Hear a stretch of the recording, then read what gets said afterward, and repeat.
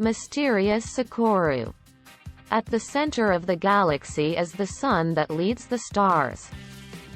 There's a huge galaxy around the brightest star in the center of the universe. The star system, which has the most serene sun of the giant sun in it, was called Sekoru. It is said that all the people there lived and farmed. According to the words of the person who recorded this, it is said that everyone was a good man and a good woman. Anyway, if people there don't get married and live alone and like each other. It is said that there are cases where they live together. Their technology is very advanced, and they're making a leap between galaxies. It is said that space is great enough to take a leap forward. We don't have huge battleships, but we have small unmanned battleships orbiting and defending the planet. It is said that people do not invade other planets recklessly because of the great sense of the people. They always like to farm, fill their stomachs with grains, and give them to others. It's as religious as technological development, and they serve 3 gods. It is said to exercise the will of the gods instead. It is said that there is a Buddha who rules all laws, the God of the beginning who created heaven and earth and the God who created people. As you can see from these records, there are 3 differentiated gods, not the Trinity gods, and they follow them. It is said that he lives with a feeling of religious spirituality. The question here is, why is it that God is the only God who created the whole world? But why is it that the God of the beginning and the Buddha of God? It is whether existence is divided into 2. They originally believed in God, but for religious reasons, they became 3 gods. It is written in a rut that it is divided. Before we go into the introduction, let's talk about Sekoru's myth, which is that there's a light in the beginning, and there's a light in it. After the stars were born and started to grow, and after a while, God chose one of the planets. He made people inside. I let only people live, and now I'm in a very chaotic world, so I'm afraid of the Buddha. They made it and let it live in it, and the laws of the people soon followed the laws of heaven from heaven. The introduction of the story is more important than how to reduce myths, so I'll briefly explain it here and next time. I'll fill it out in a little more detail. A long, long time ago, before the Earth even appeared, an explorer at that time wondered where the center of the universe was. After being wrecked while exploring, he was rescued by a circular motor fleet within Sekoru's influence and visited the central area of Sekoru.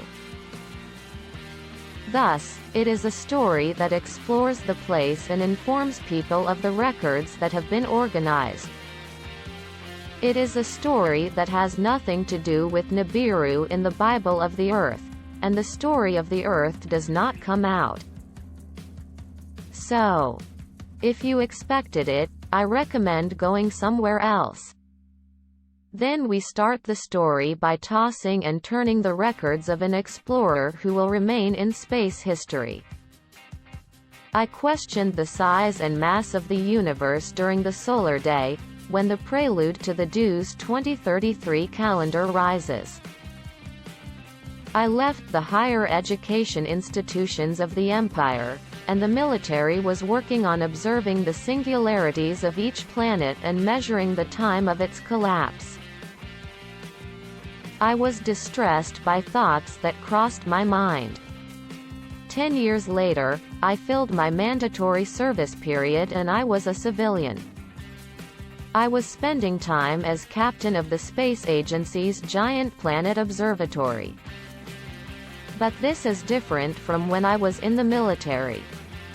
It carried out very similar missions and frequently explored unexplored areas where soldiers did not go.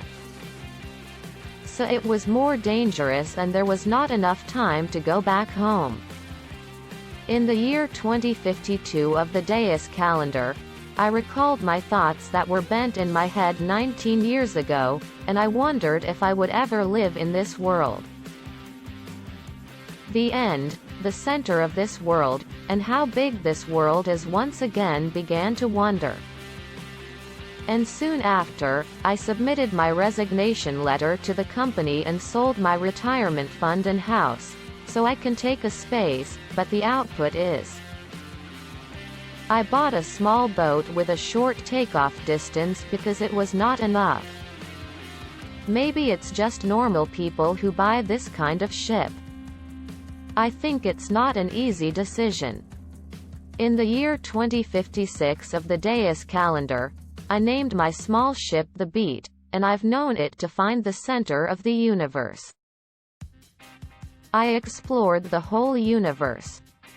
It was possible because it was an empire with very good artificial intelligence technology. Meanwhile, we observed a cluster of galaxies that looked hundreds of millions of years older than our galaxy and jumped to it without hesitation. The warp engine overheated during the leap, as if the Beat, which has endured more than 30 space leaps, ran out of power. I tried to escape from the wormhole to prevent the engine from destroying and the result was successful. But the ship's engine. The space did not produce enough output to take a leap forward. Perhaps part of the reactor has been destroyed.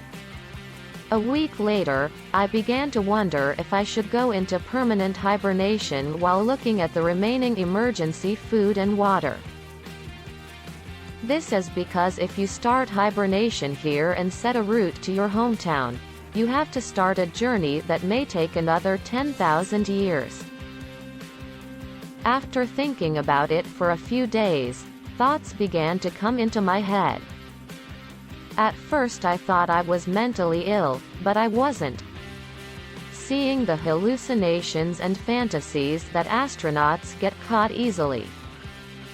At first, I took lupine, a sedative and antipsychotic drug. I tried to communicate in conformity with the thoughts in my head by head.